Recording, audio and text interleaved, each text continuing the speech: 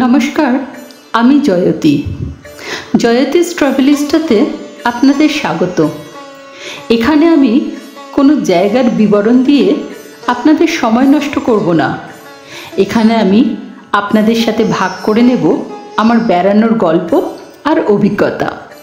যদি আপনাদের ভালো লাগে সাবস্ক্রাইব করবেন আমার চ্যানেল, আর নিয়মিত নোটিফিকেশন পেতে বেল বাটনটা অবশ্যই প্রেস করবেন কিন্তু। এবারে আসি আজকের গল্প নিয়ে। আজ আমি আপনাদের সাথে ভাগ করে নেব সিকু, কিমু, সাখিয়া আর বাচ্চার গল্প। আপনার মনে প্রশ্ন জাগছে তো, এরা কারা? কেনই বা আপনি শুনবেন এদের কথা? ঠিকই তো, কেন শুনবেন অচেনা অজানা কারুর কথা?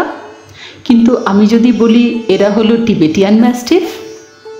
হ্যাঁ, 2023 সালে পুজোর সময় ঘটনাচক্রে গুরুদংমার যাওয়া ক্যান্সেল হয়ে গেল। অগত্যা আমি আর আমার বন্ধু সহেলি পৌঁছে গিয়েছিলাম সান্দাকফু। ফেরার পথে একটা ছোট্ট গ্রাম চৌরিচকে কাটিয়েছিলাম বিজয়া দশমীর দিনটা।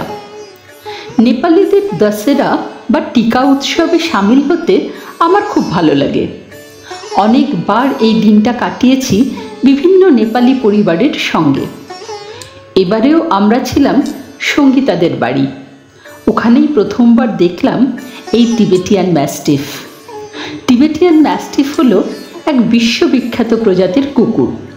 এরা সাধারণত 12 থেকে 15 বছর পর্যন্ত বেঁচে থাকে।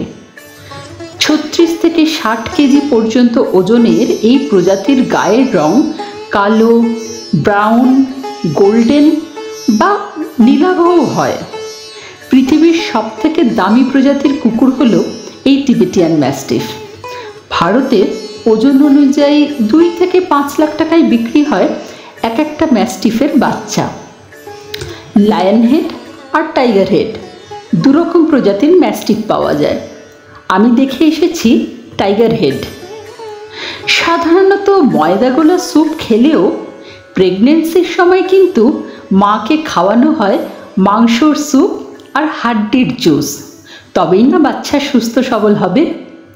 ইয়াকের মাংস আর স্যুপ পেলে তো সেদিন সিকুদের মহাভোজ। কিমুকে প্রেগনেন্ট দেখে এসেছিলাম আমি। আজ খবর নিতে গিয়ে শুনলাম সিকু আর কিমুর খুব মন খারাপ। তাদের 6টা বাচ্চা হয়েছিল, কিন্তু দুঃখের বিষয় একটাও বাঁচেনি।